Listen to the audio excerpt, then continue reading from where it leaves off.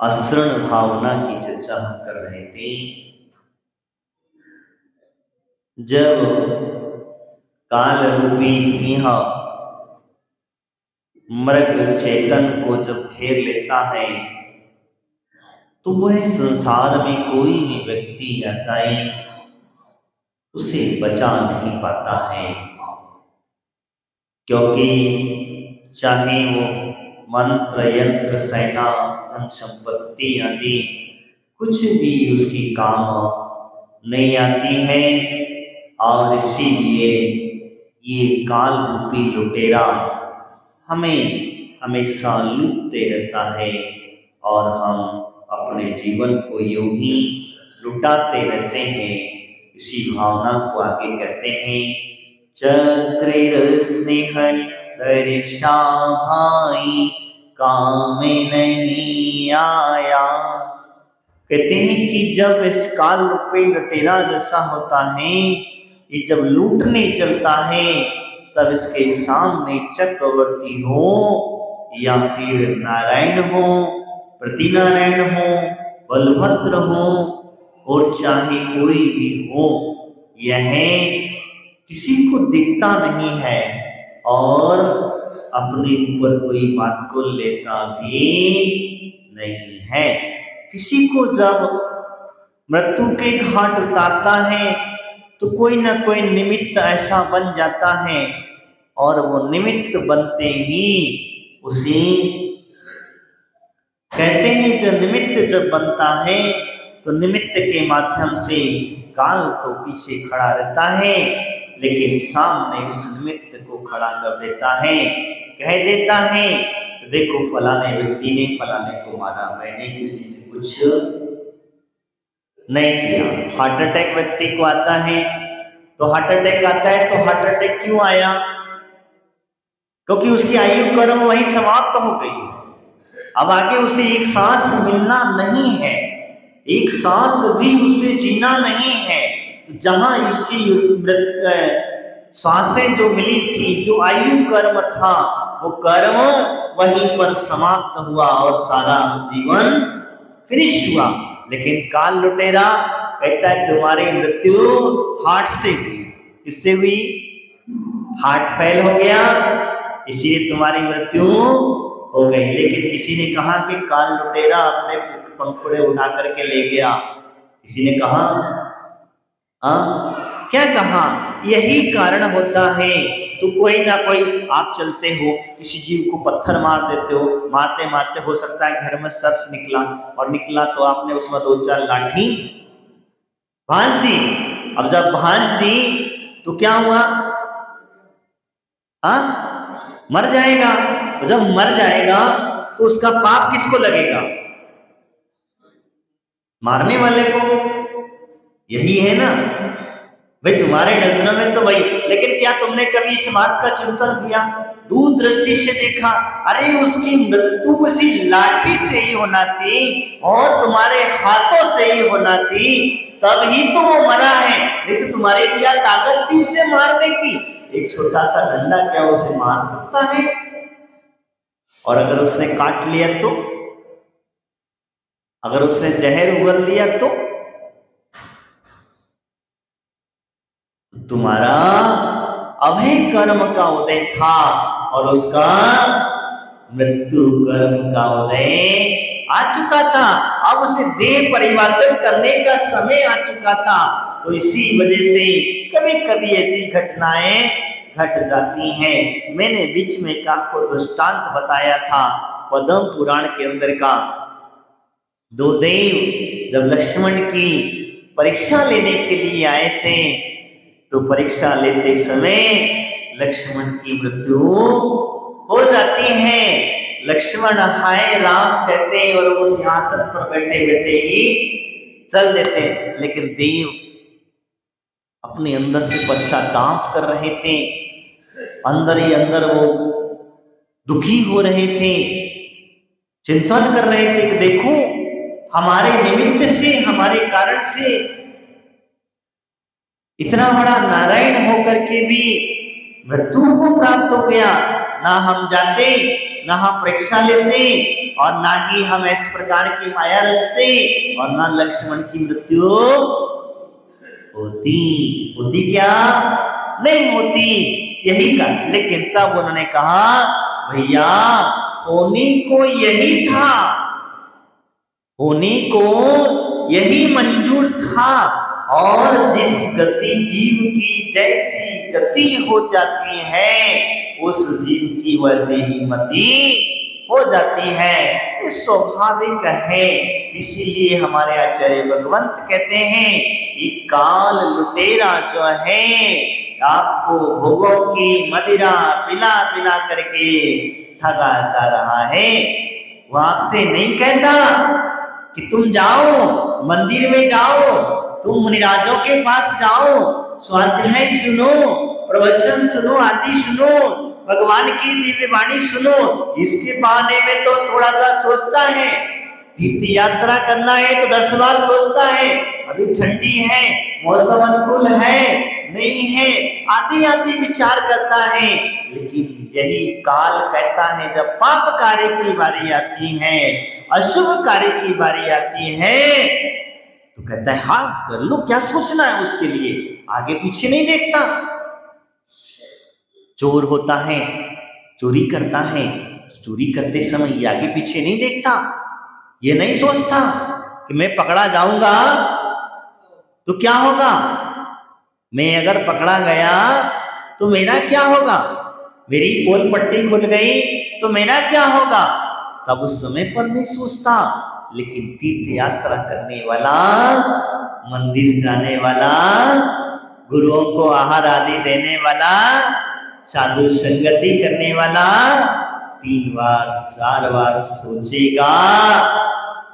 अगर कोई आपसे कह दे कि आपको मुनि महाराज बनना है, नान बाबा महाराज अभी इतनी जल्दी, अभी तो छोटे छोटे बच्चे हैं, अभी तो छोटे छोटे बच्चे हैं, परिवार है, और महाराज एक टाइम भूखा रहा नहीं जाता। अब हमें तो खाने की आदत है बार बार, और आप मुनि महाराज बनने की कहते हो तो फिर अब एक टाइम खाना पड़ेगा, और अब एक टाइम खाना पड़ेगा किसलोच करने पड़ेगी, नग्न अवस्था में रहना पड़ेगा, ना तो हमसे सर्दी सहन होती है, और एक बाल उखाड़ के दोनों हाथ आंखों से गंगा जमुना बहने लग जाती है। एक टाइम भोजन करने की बात है तो गर्मी में पैदल जमीन पर चलना है, कहाँ हम एसी में रहने वाले, तुम गर्म सड़क पर चलने की बात करते हो। सर्दी में ठंडी में सब में ऐसे विहार करना, हमारे पैरों से जूते चप्पल, अरे हमारे तो घरों से तक जूते चप्पल नहीं हटते, जब घर में भी रहते हैं तब भी हमारे पैरों में जूते चप्पल बने रहते हैं, तो इस कंकड़ पथरीली जमीन पर हम कैसे चलेंगे। ठीक है भैया, और कोई कह दे देखो फलानी जगह धन गड़ा है, कोई आपसे कह दे कि फलानी जगह धन गड़ा है, हम चल रहे हैं निकालने के लिए, तुम्हें चलना है, तो क्या कहेगा, चलो कोई बात नहीं, तुरंत कूद जाएगा। वहां किसी की बलि देना पड़ेगी, किसी को मारना पड़ेगा, आदि आदि हमें ऐसा करना पड़ेगा, जीव हिंसा होगी, अरे कोई बात नहीं प्राश्चित कर लेंगे, थोड़ा सा दान कर देंगे प्राश्चित हो जाएगा। क्या हुआ, प्राश्चित कर लेंगे। तो ये काल रूपी जो लुटेरा है, जो कर्म रूपी लुटेरा है, वो बुरे कर्म करने के लिए तो आपको प्रेरणा दे देता है और आप तुरंत कूद जाते हो। लेकिन कहते हैं अच्छे कार्य करने के लिए आपको सोचने पर मजबूर होते हो, सोचते हो। लेकिन हमारे आचार्य भगवंत कहते हैं बुरा करते समय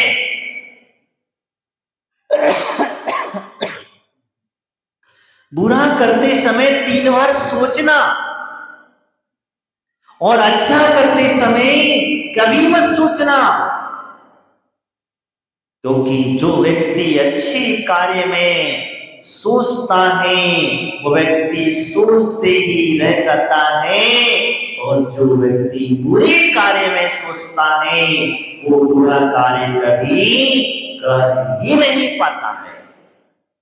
बुरे कार्य की बात आई, एक घटना मुझे याद आई, बहुत पहले पढ़ा था मैंने।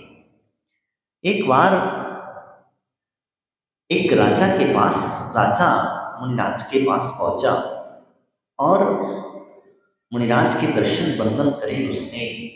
महाराज अवैध ज्ञानी थी और उन्होंने कहा, बेटा आज तुम 3 नियम करके जाओ। बोले क्या? आदेश गुरु का, गुरु ने कहा है। तो बोले आज से तुम 3 नियम करके जाना। तो बोले क्या आप आदेश करें? जो कहेंगे हम उस आदेश का पालन करेंगे। पहला, जब कभी आप बहुत क्रोधित हो जाएं, क्योंकि राजा हो,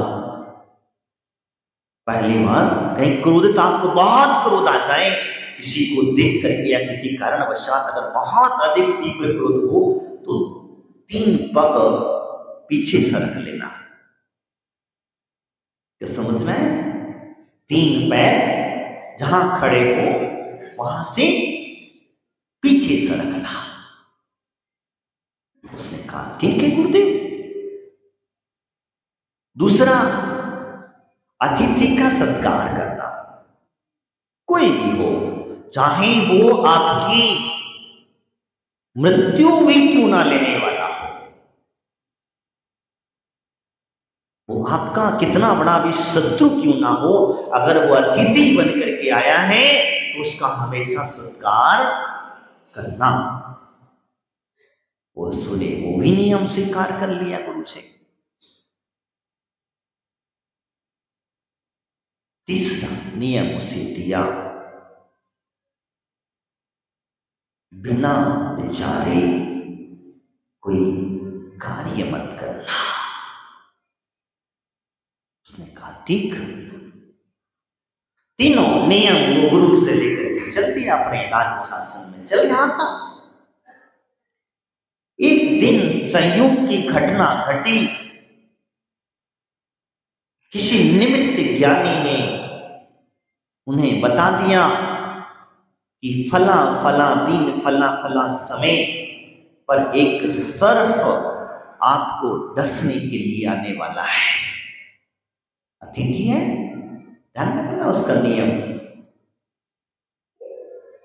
उसने कहा ना कि मेरा अतिथि है, तो गुरु से नियम लिया था, अतिथि है तो सर्प मृत्यु रूपी अतिथि बन करके आ रहा है। तो उसने कहा ठीक है, कोई बात नहीं, अतिथि का संदेशा मिल चुका है, तो क्यों ना हम सम्मान किया जाए। उसने कहा ठीक है। उसके संतान नहीं थी, उसका लड़की अकेली थी, एक लड़का नहीं था। तब क्या किया जाए? तो उसने अपनी धर्म पत्नी को बताया कैसी सी बात है, और मेरे को तू लेने वाला, जो सर्फ जो है आने वाला है और इस तरीके से आने वाला। बोले ठीक है, कोई बात नहीं। जब वो कहता आगे बात, तो उसने अपनी जो पुत्री थी, पुत्री को ही लड़के के रूप में बना करके और उसे मेरे उत्तराधिकारी घोषित कर दिया। किसको? लड़की को। लड़की को ही अपना उत्तराधिकारी घोषित कर दिया। आगे होता क्या है, वो गया अपनी राजगद्दी में, राज शासन चला, समय हुआ। समय आते ही वह उसी ठीक समय पर वो चला। अतिथि आ रहा था, तो अतिथि आने के लिए क्या किया जाए, तो जगह जगह पर बढ़िया सुंदर सुंदर फूलों को बिछा दिया गया और एक सुंदर सा पात्र में दूध का भरा हुआ कटोरा रखते चले गए। ऐसे रास्ते में उसका सर्प का स्वागत होता चला आया। क्या हुआ? उस नाग का स्वागत होता चला आया और महल में आते आते उस सर्प का इतना स्वागत होता आया। वो नाग जो था विचार मन में कर रहा था, मैं तो राजा को डसने जा रहा हूँ, राजा को मृत्यु के घाट उतारने जा रहा हूँ, और राजा तो मेरा ही सम्मान कर रहा है, मेरा ही सम्मान कर रहा है, ये मुझे ही सम्मान दे रहा है। कहते हैं वो राजा के दरबार में राजा के पास पहुंचने के बाद वो राजा को देखा दस ने। उसने कहा, हे नागराज, मैं अपने आप को आपके हवाले करता हूं। आप जिस कार्य से आए हैं वो कार्य पूरा करें, तैयार हूं। नागराज सोचा, मैं इसे मारने आया हूं जिसने मेरा इतना सम्मान और सत्कार किया है। कहते हैं वो नागराज की बुद्धि पलट गई और उसने कुछ नहीं किया, अपने ही प्राण वहीं जोर से फन पटक करके निकाल दिए। लेकिन राजा को धक्का भी, किसकी वजह से बच गए प्राण उसके? किसकी वजह से बचे? अतिथि सत्कार। गुरु ने कहा था कि अतिथि का सत्कार करना। गुरु के वचन कभी मिथ्या नहीं होते, इसलिए उसने उसके प्राण बच गए। अब बच गए तो होता क्या है,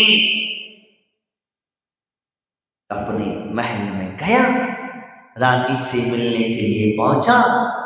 और रानी से मिलने के लिए पहुंचा तो जो लड़की थी वो लड़की लड़के का भेष बना करके रानी के गले में पड़ी हुई सो रही थी। क्या हुआ? सो रही थी। अब लड़की जब सो रही थी राजा को तो पता नहीं था, तो राजा के मन में क्रोध आ गया, उसके मन में विचारधारा जागी, देखो मेरी जाने की तैयारी कर रही थी, पर पुरुष के साथ रमण करने के भाव बनाए रही थी। मैं अभी गया भी नहीं, इसके पहले इसकी रंगरलियां चालू हो गई। आदि आदि उसके मन में बहुत ही क्रोध आया। तो कहते हैं उसने अपनी तलवार निकाली और निकालने के बाद उसे गुरु के वचन याद आए। क्या क्या करना? 3 पग पीछे चलना। और जैसे ही वो पीछे चला तो कुछ रखा हुआ था, उसमें पैर की ठोकर लगी, और लगी तो लड़की एकदम सचेत सीधी हो गई और उसके मुकुट जो बना हुआ था वो फैटा नीचे गिर गया। जब देखा तो वो तो बेचारा वहीं पर हक रह गया। उसने कहा, धन्य है गुरुदेव, इनकी दूरदृष्टि, इनकी सोच, क्योंकि अगर ये नियम ना दिए होते तो आज मैं अपनी धर्म पत्नी के साथ साथ अपनी पुत्री की भी हत्या कर देता हूं। कहने का तात्पर्य यही है कि जब व्यक्ति बुरी कार्य करते समय सोचना चाहिए और अच्छे कार्य करते समय सोचने की जरूरत नहीं होती है। वह उस प्रकार से कहा तो यानी कि राजा की मृत्यु भी बच गई, राजा ने अतिथि सत्कार किया। और यही सारे तो कोई भी कार्य करते समय बिना सोचे समझे नहीं करना चाहिए। कौन सा आप कार्य करते समय तो सोच समझ करके करना, बिल्कुल सटीक सोच लेना इसका फल मुझे क्या मिलेगा। मैं अगर किसी के यहाँ चोरी करता हूँ, मैं किसी के यहाँ परिसरी का सेवन करता हूँ, मैं अगर हिंसा करता हूँ, मैं किसी जीव को सताता हूँ, मारता हूँ, पीटता हूँ, आदि आदि जो भी है, इसका एक एक हिसाब रख लेना, क्योंकि तुम बनिया हो। समझते हो बनिया? और बनिया के पास एक एक चवन्नी का हिसाब मिल जाएगा। तो जब इतना हिसाब आप रखते हो तो एक छोटा सा हिसाब और रख लेना। धर्म करते समय हिसाब मत लगाना, क्योंकि आजकल तो धर्म करते समय लोग हिसाब लगाते हैं, पुण्य कार्य करते समय हिसाब लगाते हैं, भगवान की पूजा पाठ करते समय हिसाब लगाते हैं, गुरुओं को आहार आदि देते समय आहार हिसाब लगाते हैं। लेकिन क्या कभी तुम जो दिन भर में पाप कार्य करते हो, जिनके निमित्त जो पाप कार्य हो रहे हैं, क्यों हो रहे हैं, किस कारण से हो रहे हैं, उसका फल क्या होगा, वो अगर हिसाब लगा लिया होता तो आपका जीवन और उन्नति की ओर बढ़ जाएगा। यहाँ वही कह रहे हैं, चक्र रत्न हलधर सा भाई काम नहीं आया। देखो, जब नारायण श्री कृष्ण को तीर लगा, ध्यान रखना, नारायण श्री कृष्ण की जो द्वारिका जब चल रही थी, ये बात भगवान नेमिनाथ स्वामी ने अपने दिव्य देवनी में कह दी थी।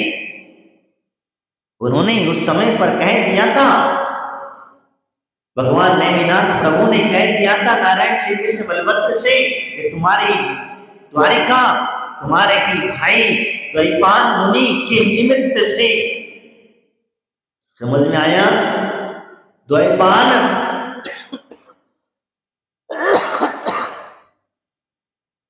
मुनि के निमित्त से द्वारिका जल करके भस्म होगी और तुम्हारा ही भाई रजत कुमार के हाथ से तुम्हारी मृत्यु होगी। किसने कहा था? भगवान नेमिनाथ ने कह दिया था। और भगवान ने जब कह दिया, इसी वजह से तो नारायण श्री कृष्ण ने, बलभद्र दोनों ने घोषणा करा दी गई थी अपने राज्य में, जिस जिस व्यक्ति को जो जो व्रत लेना है, वो व्यक्ति व्रत संयम लेकर के मोक्ष मार्ग पर बढ़े। इसीलिए नारायण श्री कृष्ण की कई रानियां, पटरानियां जो है, आर्यिका दीक्षा लेकर के, आर्यिका बन करके भगवान नेमिनाथ के समुद्र में दीक्षित हो गई। कई श्रावकों ने व्रत नियम आदि ले लिए, लेकिन नारायण श्री कृष्ण कहते अंत में, लेकिन माता पिता उन्होंने नहीं ले पाए, बचाने की कोशिश किया लेकिन वो न बच पाए। और कहते नारायण श्री कृष्ण को प्यास लगी, तीव्र प्यास लगी। क्या हुआ? तीव्र प्यास लगी थी तो बलभद्र से कहे, भाई पानी ले आ, प्यास लगी है, चलने की हिम्मत नहीं है। तब उस समय पर रजत कुमार उसी वन में भ्रमण कर रहे थे, घूम रहे थे, उन्हें समझ में नहीं आया। कहते हैं श्री कृष्ण के दाहिने पैर के अंदर में एक रत्न लगा था, एक रत्न था, अंगूठे के अंदर में ऐसा रत्न था, वो चमकता हुआ रत्न था, वो चमक रहा था, अंगूठे में चमक रहा था। और जैसे ही चमक रहा था तो रजत कुमार ने सोचा कि शायद कोई हिरण वगैरह की आंख है, इसलिए इतना चमक रही है। और उसने हिरण आदि की आंख समझ करके वहां उसने तीर चलाया और तीर सीधा किसको लगा? श्री कृष्ण को लगा। और जाकर के देखा, अरे जिस निमित्त से तो मैं अपना राजपाट छोड़ करके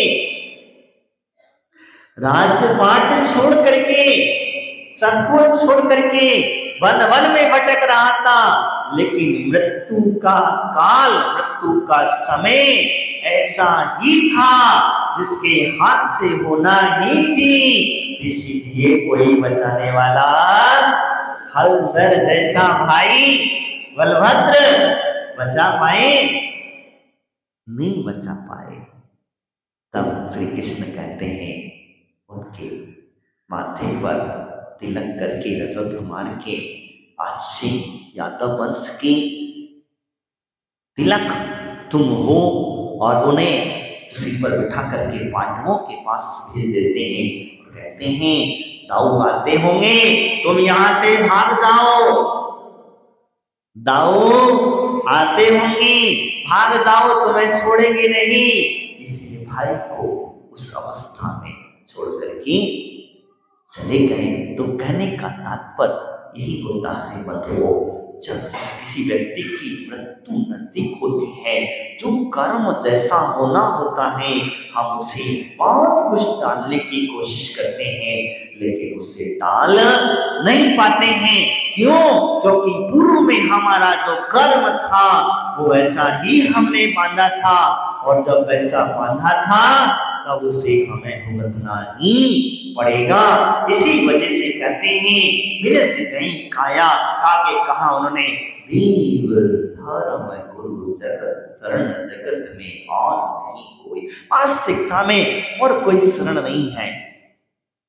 हर शरण में तुमने जाकर के देख लिया, हर जगह पहुंच गए हो, लेकिन आप अभी तक सच्ची देव गुरु और शास्त्र की चरण में, धर्म की शरण में नहीं पहुंचे हो।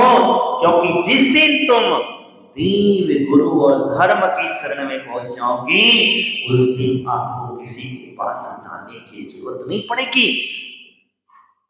आपको किसी की मनाने की जरूरत नहीं पड़ेगी, आपको किसी के आगे झुकने की जरूरत नहीं पड़ेगी, आपको किसी के आगे हाथ फैलाने की आवश्यकता नहीं पड़ेगी। क्योंकि इनकी शरण में जो जो गया है वो हमेशा उनका ही हो गया है, वापस लौट करके नहीं आया।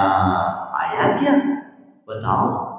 इतने भी तीर्थंकर महापुरुषों के जन्म हुए, वो जो निके हो गए सो हो गए। इतने महामुनिराज जितने भी मोक्ष जाते हैं, जब एक बार इनकी शरण पकड़ लेते हैं तो एक बार जीव ने इनकी शरण में चला गया तो इसे फिर कहीं कुछ देखने की जरूरत नहीं है। आप धन के लिए किसी के हाथ पैर जोड़ते हो, आप अपनी बीमारियों के लिए डॉक्टरों के हाथ पैर जोड़ते हो, आप घर परिवार में सुख शांति के लिए न जाने किस किस की जादू टोना मंत्र तंत्र आदि के चक्कर में पड़े रहते हो। कोई कहता है तुम ऐसा कर लो, ठीक है, तुमने वैसा कर लिया, लेकिन तुमने कभी ये विचार किया, सोचा कि भगवान की शरण में चला जाता मैं अच्छा होता, अरहंतों की शरण में चला जाता, सिद्धों की शरण में चला जाता, मैं आचार्य उपाध्याय की शरण में चला जाता और समर्पित कर देता। समर्पण ध्यान रखना, मैं आप डेली बोलते हो, जब भी पूजा पाठ करते हो, जब भी नमोकार मंत्र बोलते हो, तब आप डेली बोलते हो, लेकिन क्या कभी आपने चिंतन किया, विचार किया उसका अर्थ क्या होता है? अरहंत शरणं प्रवक्ष्यामि। ध्यान रखना, जैन सिद्धांत आपको एक सिखा रहा है, आपसे कह रहा है मैं अब सारी शरण छोड़ करके, सारे जगत के झंझट छोड़ करके, हे अरहंत प्रभु, हे सिद्ध प्रभु, हे आचार्य परमेश जी, हे सच्चे धर्म, मैं आपकी शरण को प्राप्त होता हूं। समझ में आया?